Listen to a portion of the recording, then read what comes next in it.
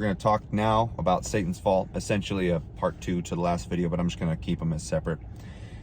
So if chapter 14 of the book of Isaiah describes the development and expression of Satan's mental state, culminating in his launching of a rebellion against God, Ezekiel chapter 28 describes the process of putting his arrogant plan into practice, albeit in a largely reverse order to that of Isaiah, tracing the matter backwards at first from the result to the cause. And this is verses 15 through 17 of Ezekiel 28.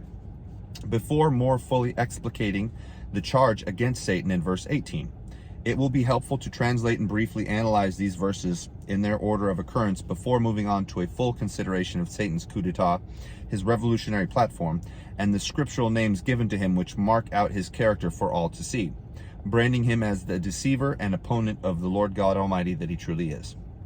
Ezekiel 28:17. Your heart became haughty, prideful, because of your beauty, and so you destroyed your wisdom on account of your splendor. So I cast you to earth, and I made you a spectacle before kings. Arrogant pride, attributed specifically to Satan's high esteem for his own appearance, is at the root of the thought pattern whose course we saw Isaiah chronicle, Isaiah 14. Persistent and obsessive preoccupation with his own loveliness over time had a corrupting influence upon Satan's whole mental attitude, neutralizing, then effectively destroying his conscience, his character, and his wholesome fear of God. And that is Ephesians 4:19 and 1 Timothy 4:2 give descriptions of how this happens. The Timothy description talks about neophyte, new preachers. The judgments described in the second half of the verse are perfectly future. That is, it is a fate so certain, since it had been decreed by God, that it is described as already having happened. The first half of the judgment, being cast to earth, will be carried out during the second half of the tribulation, the so-called Great Tribulation, in Revelation 12:7 through 13.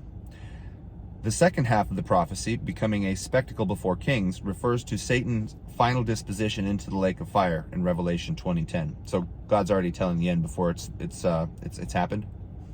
Much to my Sunday lesson last week, by the way. God can make eternal statements like that because he's standing outside of time, and he already knows the end before it even begins. Satan destroyed the wisdom God had given him and ungratefully rebelled against God. Therefore, God will destroy him. He who would be king shall be humbled before God's appointed royalty by the King of Kings, Jesus Christ. Revelation 21:24. Ezekiel 28:16 now. In your extensive conspiring, you were filled with wickedness and you sinned.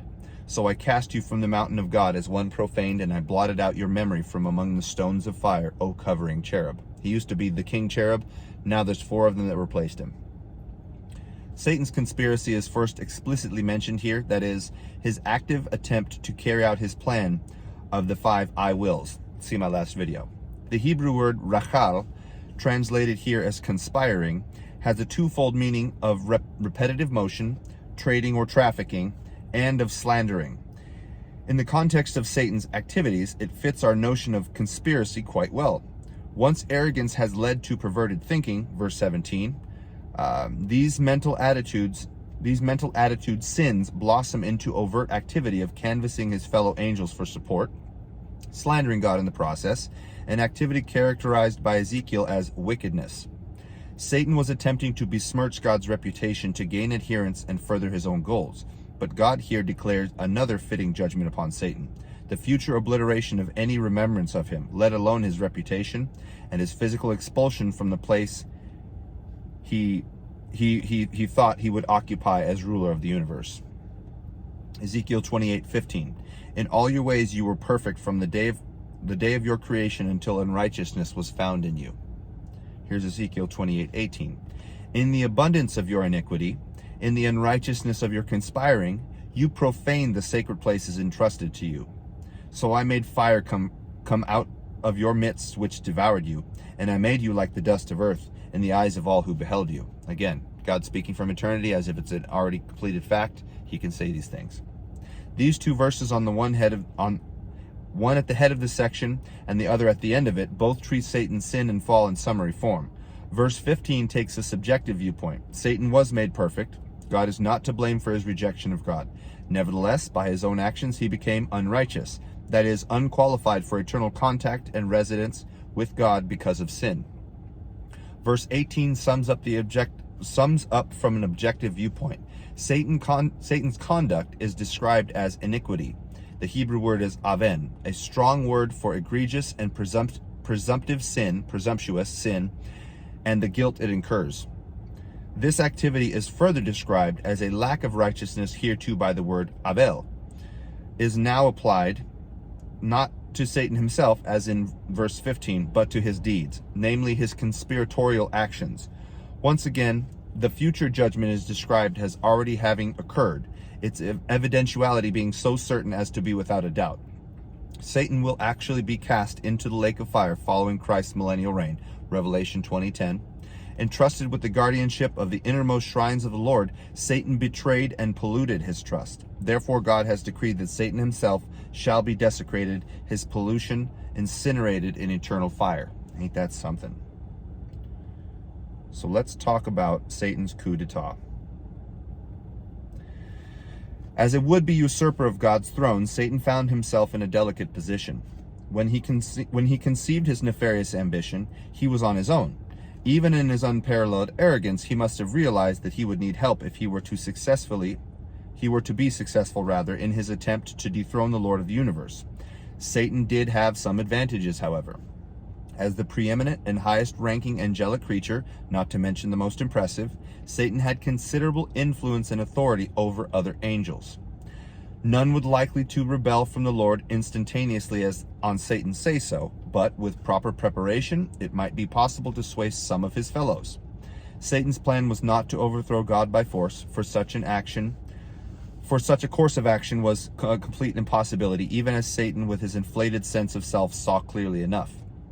But rather to effect a coup d'etat, in other words, an overthrowing, if you will. By winning over the allegiance of the angels, Satan thought to present God with a fait accompli, which basically is an unfixable problem, which he would be powerless to reverse. For if the angels were to choose Satan over God, the devil seems to have felt secure that this fact in itself would protect him from divine retribution. This conclusion about Satan's thinking and strategy is, in fact, necessary. Otherwise, of course, we are to assume that the devil really felt he could overpower God with a band of rebellious angels, and surely the wiles that the preeminent of all God's creatures had demonstrated during our own human phase of history show clearly enough that Satan was smarter than that. He was too smart to think that he could just overpower the overpowered God. Like, God is just beyond powerful. But why should Satan feel secure from wrath of an omnipotent God against whom he planned to rebel? Simply because of some success on his part in seducing other angelic creatures into following his lead. Why would that be the case? How could he come to this? The answer to this difficult question lies in Satan's false perception of God's character. Satan realized, of course, that God had the power to crush him in his rebellion instantaneously and effortlessly. What Satan was counting on, however, was not that he would be able to oppose the omnipotence of God, but that God would be forced by his own perfect integrity to refrain from annihilating Satan and his followers. Even as the devil claims today that a truly loving God cannot punish his own creatures and still be consistent with his love, so in eternity past, Satan outrageously staked the success of his traitorous ploy on God's own character.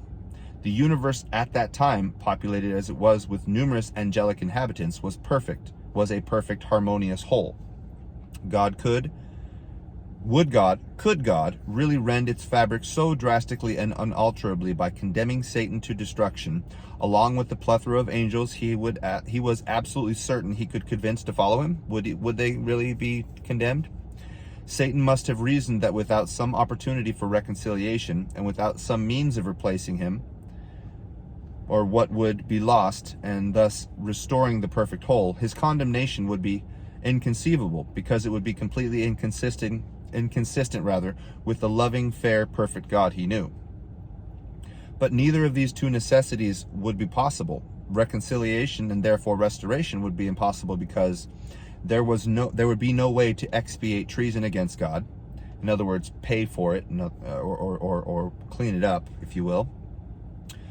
Taken as it would be in complete knowledge and understanding of the implications, and By their very nature, as we have seen, or at least as I have tried to describe, they're settled once they're settled.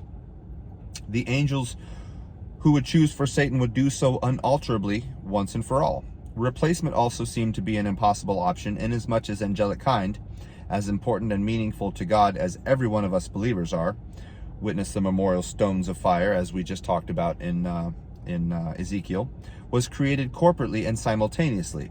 It would seem to be inconsistent with God's character to begin a new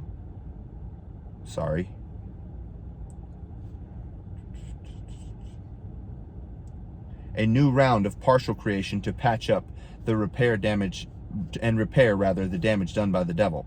No action God could take in response to the planned rebellion, at least as Satan summed up the situation in his mind, would redound to God's glory. In the devil's reasoning, therefore, God would find himself boxed in by the insurrection he was planning, and would be forced by his own perfection to leave Satan be as the universe's new de facto sovereign. In other words, the takeover that just, well, he's in charge now. As delusional as Satan's thinking seems to us now, as we have reconstructed it here anyhow, the devil, originally the wisest of God's creature, had a point. We can see, after all, that God's gracious handling of our first parent's sin, that reconciliation and restoration, and the replacement of a rebellious angelic element with an obedient human one, flow from the very core of who and what God is. Indeed, none of this has been a mistake or an afterthought or a successful minor repair in the present universe. In all that has happened since the original creation of Genesis 1:1, see my videos, by the way, on original creation. They're good. Not too many videos back, actually. The Lord's plan has proceeded apace in its perfect and unstoppable, inexorable way. Our creation and the grace God has shown to us by sending his only Son, Jesus Christ, to die for us and thus restore us, thereby replacing Satan and his legions, which, by the way, I do fully believe that's what's going on, have always been central to his plan. In other words, God had this in his plan before Satan ever decided to do anything, knew he would do it, and we've always been a part of it. We are not an afterthought. For by saving us through this, his matchless grace and the gift of his Son, God has thoroughly exposed the devil's lie and grievously proven his character for all the universe to see. In other words, Satan has been exposed as the liar and cheater that he is. Satan's arrogance did not prevent him from making a largely correct assumption about the character of God, that he was fair and just. Yet Satan's arrogance blinded him to the obvious fact that no creature could ever anticipate what the Lord Almighty might do in justice and fairness accordingly. By creating mankind and by offering us the choice of salvation through Christ, God is demonstrating to the angels this justice and fairness, as well as the boundless depths of his love. For all who would be reconciled, there is no limit consistent with his character to which he will not go to reconcile them. In other words, God would do anything, literally give up his own Son, even to the point of giving his own Son over to death. For all who would remain alienated from him, he is perfectly able and justified to find others who will choose for him and pass judgment on those who will not. And this last point is even more than replacement. The salvation of human beings and our wedding together to Jesus Christ, who has himself come to share our humanity, constitutes a restoration of far more than what was originally lost. Oh, the ineffable and unfathomable wisdom of our God, who heals what is broken into something stronger and replaces what is lost with something better.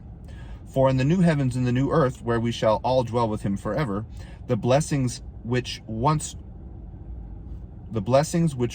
were will be multiplied beyond our comprehension because of God's boundless love for us, his faithful creatures, in Jesus Christ, his Son. It is evident from the events that followed the conception of his plan that Satan was indeed able to bring a large portion of angels over to his way of thinking about God's probable reaction to any such coup d'etat, an appropriate name for an overthrow of authority based not upon a contest of relative force, but rather political intrigue, because that's what Satan's good at. Politics is of Satan, by the way. Just want to keep saying that. For before the angels followed him, they would need to be convinced of the prospects of success. Had they instead been certain of swift and immediate retribution from the Lord Almighty, it is fair to ask how many would have voluntarily enlisted into Satan's cause. There had to be something more, however. Satan's own motive of universal rulership is clear enough, but his potential followers would have to be wooed. Paradise, after all, could not have been so terrible as to force them into rebellion against God for its own sake. And the obvious fact that, in spite of Satan's assurances, at least some element of risk would be involved in betraying God could not have been lost on them. Satan needed a platform, one persuasive enough to convince his contemporaries to throw in their lot with him and take the risk of eternal condemnation. I'm going to make another video about his platform, because this totally ties into the primordial earth and the way that things are now that seem to not necessarily line up with our creation, because they're not a part of it. Anyway, this is going to be part 1. Stay tuned for part 2. Probably going to get at it tomorrow, and I do apologize for that, but I got to get back and help the wife. Love you guys. Hope you're enjoying this stuff. Like, share, comment, subscribe. Let me know what you think. Yeah, you're going to like part 2. It's pretty cool. It totally explains a lot more than already has been explained, and we'll talk to you then. Bye.